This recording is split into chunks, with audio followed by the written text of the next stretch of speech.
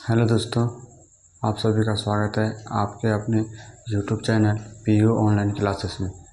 आज हम इस वीडियो में डिस्कस करने जाएंगे सेल और बैटरी, जो कि काफ़ी ज़्यादा लोगों में कन्फ्यूजन रहता है कि सेल और बैटरी आखिरकार होता क्या है। आज हम इसी वीडियो में इस सेल और बैटरी को हम लोग डिस्कस करेंगे। चलिए आइए देखते हैं आखिरकार सेल होता क्या है और बैटरी होता क्या है। सबसे पहले हम एक सेल बनाते हैं और इसी की सहायता से हम सबसे पहले समझेंगे, फिर इनकी परिभाषाओं को भी हम लोग लिखेंगे।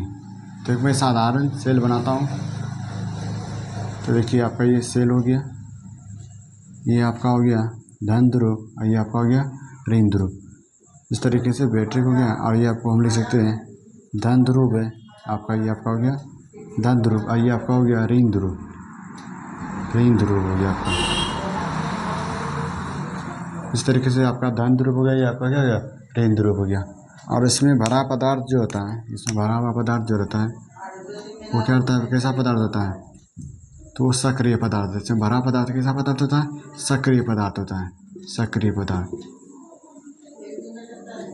सक्रिय पदार्थ होता है।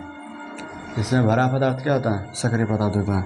और इस सक्रिय पदार्थ, इसमें भरा पदार्थ सक्रिय पदार्थ होता है, इसलिए हम लोग इसको कह सकते हैं इसमें मौजूद जो पदार्थ होता है वो एक रासायनिक पदार्थ होता है।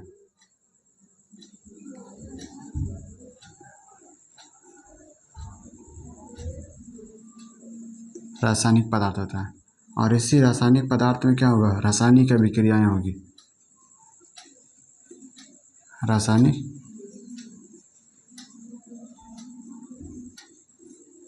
अभिक्रिया होगी। और इसी रासायनिक अभिक्रिया के फलस्वरूप इसमें बनने वाली जो ऊर्जा होगी वो कौन सी ऊर्जा होगी, तो विद्युत ऊर्जा होगी।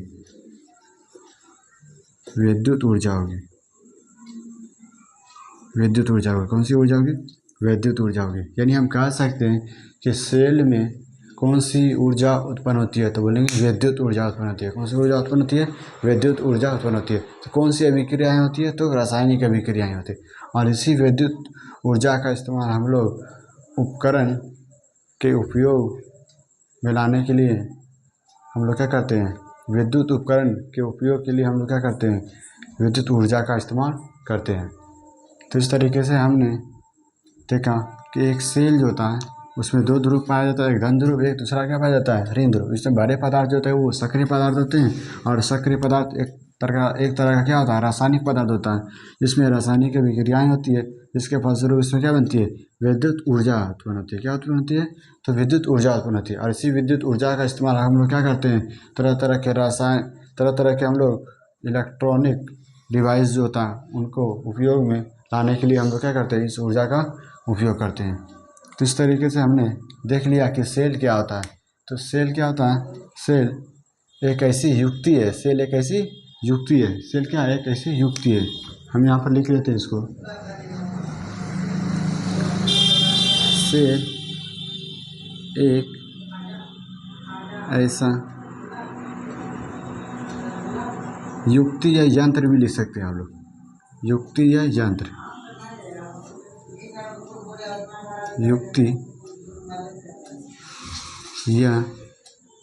भी हम लिख सकते हैं, युक्ति या यंत्र भी हम लोग लिख सकते हैं। तो एक ऐसा युक्ति या यंत्र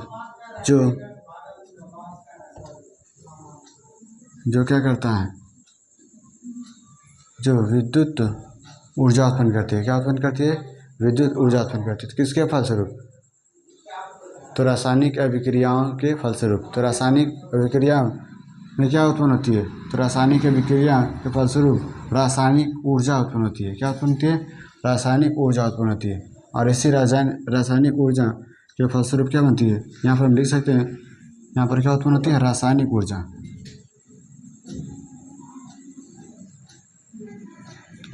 ऊर्जा।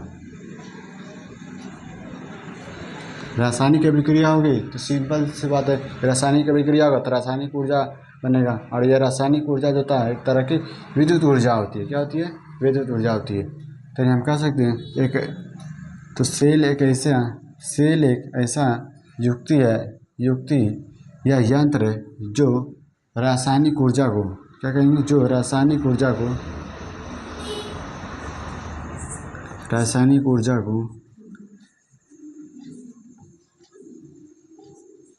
विद्युत ऊर्जा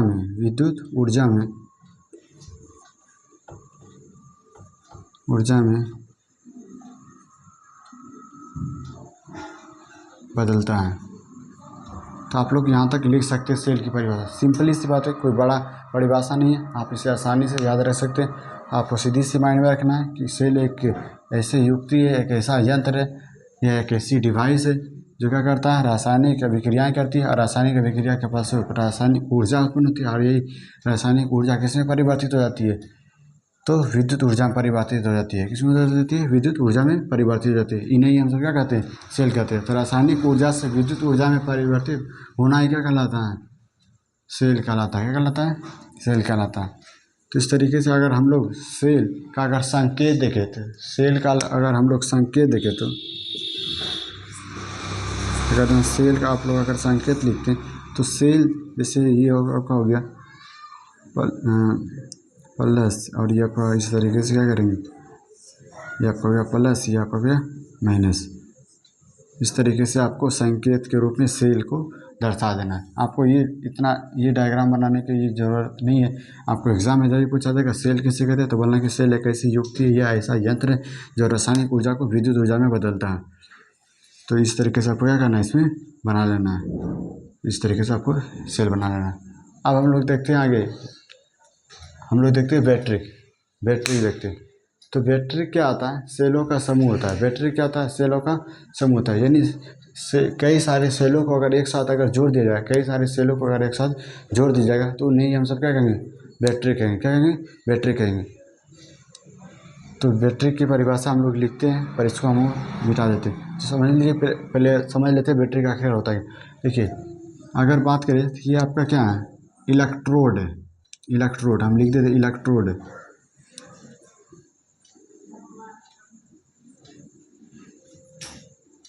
इलेक्ट्रोड है, क्या है, इलेक्ट्रोड। ये आपका दूसरा इलेक्ट्रोड है, यानी ये आपका इलेक्ट्रोड है। ये आपका क्या है, इलेक्ट्रोड है।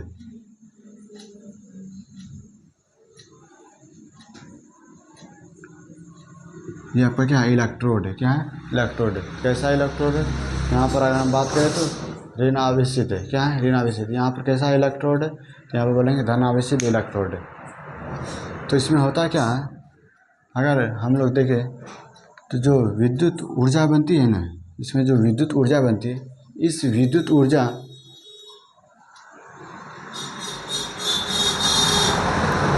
इसमें जो विद्युत ऊर्जा होती है, इसमें क्या बनती है, विद्युत ऊर्जा बनती है। सबसे पहले इसको मिटा लेते हैं तो फिर आगे समझ में आएगा आसानी से।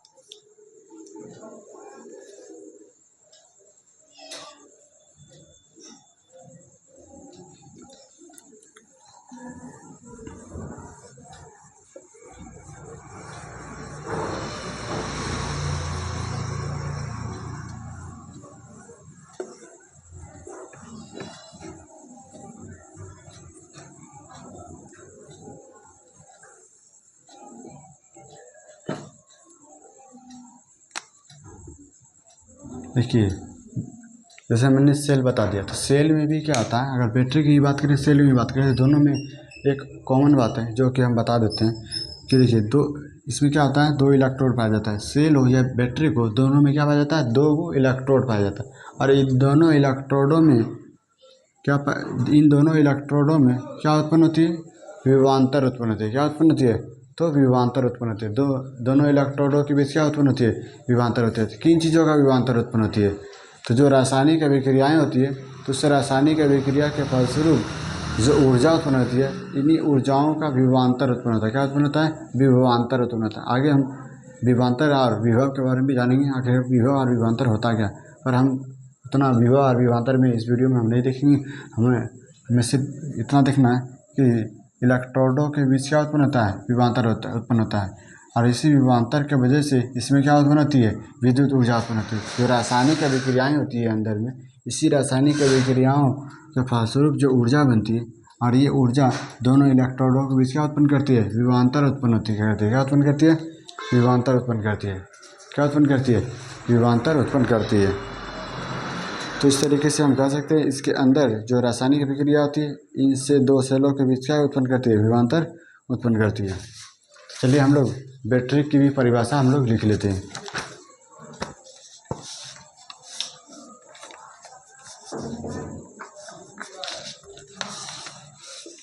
हम लोग बैटरी की परिभाषा लिख देते हैं।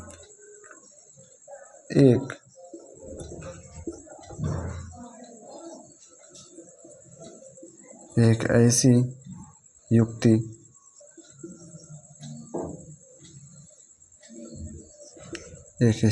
है जो अपने अंदर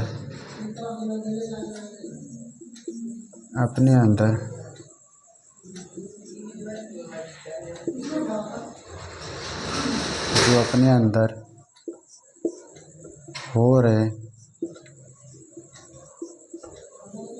रासायनिक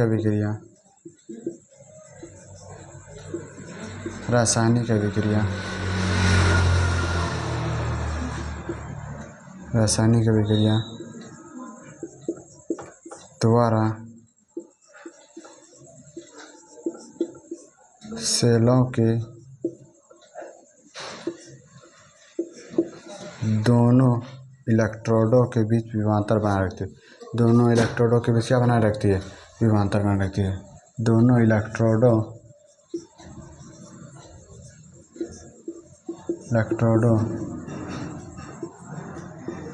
के बीच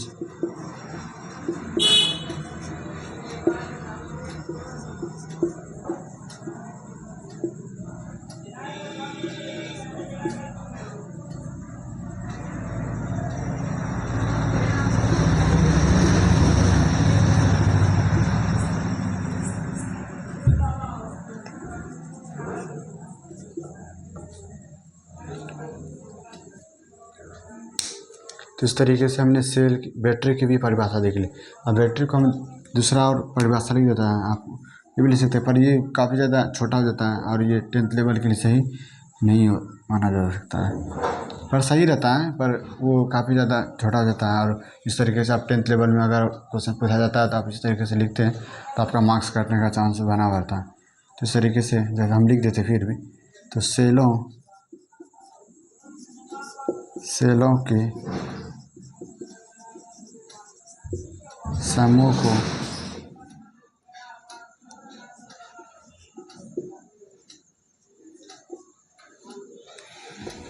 कहते हैं, सेलों के समूह को क्या कहते हैं? बैटरी कहते हैं। सेलों के समूह क्या कहते हैं?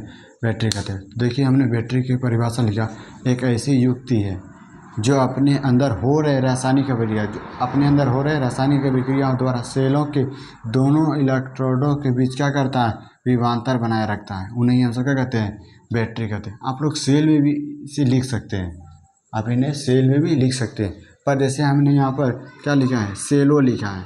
सेलो यानी कहने का मतलब एक से अधिक सेल आपस में जुड़े हुए और उनके बीच जो विभवांतर बन रही है उनके बीच जो विभवांतर उत्पन्न हो रही है उन्हें हम क्या करें? बैटरी करें।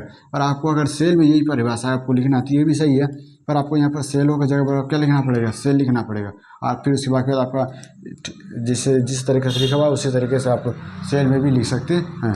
और दूसरा परिभाषा मैंने लिख दिया कि सेलों के समूह क्या कहते हैं? बैटरी कहते हैं। और इनका अगर हम लोग संकेत देखते हैं तो संकेत में कैसे लिखना है हमारे को, संकेत में देख लेते हैं।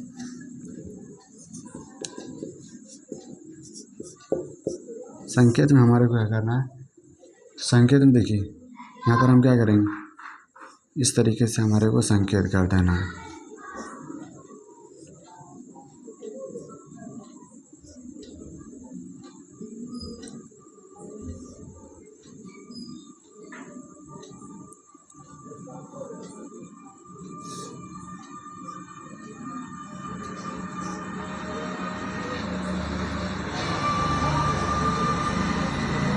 इस तरीके से आपको क्या करना है? बना देना है। ये आपका हो गया ऋण ध्रुव, ये आपका क्या हो गया? धन ध्रुव। ये आपका क्या हो गया? ऋण ध्रुव। अभी आपका क्या हो गया? धन ध्रुव हो गया। इस तरीके से आपको क्या करना है? बना देना है। तो ये आपका देख लीजिए कई सारे सेल जुड़ा हुआ है। एक सेल आपको यहाँ पर नज़र आ रहा होगा, दूसरा सेल आपको यहाँ नज़र आ रहा होगा और तीसरा सेल आपको यहाँ पर नज़र आ रहा है। यानी एक से अधिक सेल रहेगा तो उसको हम सब क्या कहेंगे, बैटरी कहेंगे। एक से अधिक सेलों को हम सब क्या कहेंगे, बैटरी कहेंगे। तो इस तरीके से आपका यहाँ पर बैटरी का भी आप संकेत बना सकते हैं। इस तरीके से आपका इस वीडियो में सेल और बैटरी हमने डिस्कस कर दिया।